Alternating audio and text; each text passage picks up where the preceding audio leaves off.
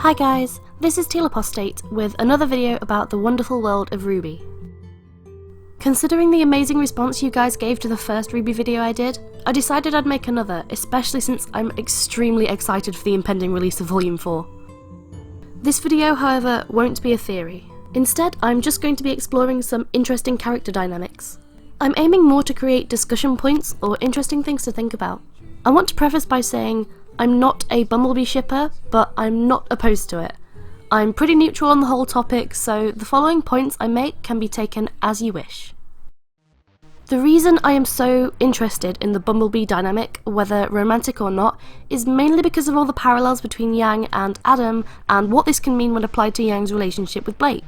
I don't mean to suggest definitively that Yang is always going to mirror Adam, because I am very much aware that they are completely different people with different goals and ideals, but in terms of literary dynamics and recurring themes, there's a huge importance placed upon character parallels.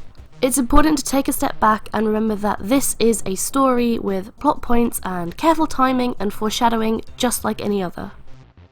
So first, let's look at Yang and Blake. On the surface they're very different people, but their ideals are often the same, and they work in tandem in Team RWBY with excellent results. And I know it's only Rooster Teeth giving a nod to the shippers that their team attack name is Bumbleby. They're partners, but Blake has had a partner before, Adam. We don't know much about the time that Blake spent with Adam, so far only that he first had inspiring ideals which soon devolved into theft and violence. They operated together until Blake chose to run and become a huntress in training at Beacon Academy, where she then partners with Yang. The fact that both Yang and Adam are ex-partners of Blake is the first reason why they stand out, why their relationship with Blake is different from her relationship to anyone else, because they're more dependent and intimate. Not necessarily romantic, but Ozpin has stated that partners last the entire time a student is at Beacon. It is a very involved relationship where each person is essentially bound to the other. And as a side note, I refer to Yang as an ex-partner given the apparent forceful disbanding of Team RWBY at the end of Volume 3, that's all. So, Yang and Adam have an otherwise unique relationship with Blake. From here, I want to go on to explore the character similarities in a bit more depth to give more of an idea of why I find this dynamic so fascinating. First, we know that Team RWBY are all based on fairy tale characters. Many of the characters in RWBY, in fact, are derived from fictional or historical figures, so it's no surprise that Blake and Adam are played off as Beauty and the Beast. Though they're both faunus, Adam's temper and penchant for destruction write him off as the Beast, while Blake, who attempted to act as a salve to his personality, is Beauty. Adam even has a rose as part of his symbol, and his weapon, Wilton Blush, is named accordingly. However, he does not turn back into the fairy tale prince so that they can live happily ever after. But there is another alternative. In the song Red Like Roses, which introduces the idea of the four main characters in Team RWBY, the lyrics read, "Black the beast descends from shadows, yellow beauty burns gold." In this instance, Blake is played off as the Beast because of her being a faunus, while Yang is the blonde Beauty. They, too, are Beauty and the Beast. However, even though it's this way in the song, it's my personal opinion that the roles are reversed. Yang is the hot-headed, hard-hitting to better fit the role of the Beast, while Blake is the reserved Beauty. She even does a great deal of reading, much like Belle in the Disney retelling of the story. I'm sure this isn't a coincidence that Yang and Blake can play both sides of the Beauty and the Beast dynamic depending on how you want to look at it. As a side note, going a little off track, Yang does also share some ground with Blake's other possible love interest, Sun Wukong. Most of you probably already know that this is an alternate name for Son Goku from Journey to the West. More recent derivations of this character in popular culture include Goku of the Dragon Ball franchise, a nod to which was given in Yang's trailer theme, I Burn, in the line, "I'm Super Saiyan now." As I've said, I'm not a shipper, but I'm just saying Yang does apparently share some footing with all the men in Blake's life. Anyway, back to the main point at hand. Yang and Adam are pretty similar. They're both known for being somewhat hot-headed, and this even forms part of Yang's semblance. Yang becomes stronger with each hit she takes. Her aura depletes, but her power grows with the more damage she endures. She's then able to channel this back at the opposition, making her the hard hitter of Team RWBY and a force to be reckoned with. Likewise, Adam is able to absorb the energy from hits directed at him and then expel it as part of his own attack. Unlike Yang, Adam is not hurt in the process, but otherwise their abilities remain very similar, even in terms of the way that their semblance is presented on screen. When Yang's semblance is activated, so to speak, she glows. She also produces fire, but I mainly want to focus on the way her hair and body, possibly her aura, lights up. When Adam absorbs an attack, he also gets a glow about him in his respective colour. And then when each of them releases their attack, the aesthetics chosen for these scenes is very, very similar. During the Black trailer, when Adam uses his moon slice on the spider droid, the background changes and becomes a silhouette of reds and blacks.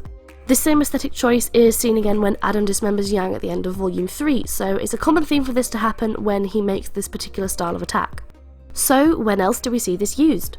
Yep, the same stylistic choices are made for one of Yang's attacks during the Yellow trailer. When she drops down onto the dance floor with her semblance activating, as indicated by the flames she produces, the same red and black silhouette-like effect takes over the room. Now, I know the trailers were early days for Rooster Teeth and they were testing out numerous assets and such, so this could be explained away as needing a cool effect for one of Yang's attacks and reusing the style they developed for Adam's attack in the previous trailer. We don't see Yang producing this effect again at any point during the actual series, at least not as far as my memory serves, but it's worth pointing out as she's the only other character aside from Adam that this effect has been used on. When you see this sort of effect, you think of one of these two characters because so far it's been unique only to them. So enough of the basics and visual representation, and more onto what this means for the characters and their relationships between each other. Blake states that she's had someone very dear to her change. She refers to Adam and the reasons she left him. Her telling of the story was prompted by Yang needing Blake to trust that she wasn't acting out of rage when she attacked Mercury, but that it was self-defense. We know Blake does accept Yang's word, but this development is an important one. Blake is concerned that her current partner might be falling down the same path as her previous partner, Adam. This means that Blake is able to pick up on the similarities between the situation with Yang and that with Adam. Essentially, if one of the characters is noticing similarities between two other characters, as viewers we're basically having this spelled out for us. And Blake can't take that same kind of betrayal again. And thankfully, this is where I'd like to start pointing out some of the important differences. Of course, I know Yang and Adam can be different in a million ways, but from a literary perspective, I'm mainly going to focus on the thematic ones. You know, aside from Yang being one of the good guys, and Adam an antagonist and one of the driving forces behind the tumultuous end to Volume 3. So, trust is a pretty important thing to Blake. From her interactions and the way she hides her being a fourness from her team for so long, even after having fought beside them, Blake has trust issues. Given the way that she's seen her people treated by humans, and the way that Adam had changed before she left, she's fairly justified in her doubts concerning the motives of others. In the flashbacks we see, in which Cinder petitions the White Fang for help in her schemes, Adam declines to tell Blake the truth about who she is or what she wanted. He brushes the subject off when she asks and directs her into focusing on what he wishes her to focus on, which is the train robbery. In contrast, Yang has a completely opposing nature. She openly volunteers information about herself, such as when she tells Blake the story of her mother, and it's easy to see that Yang is deeply distressed by the notion that she doesn't have Blake's trust, as though she cannot comprehend what she could have done previously to make Blake doubt her.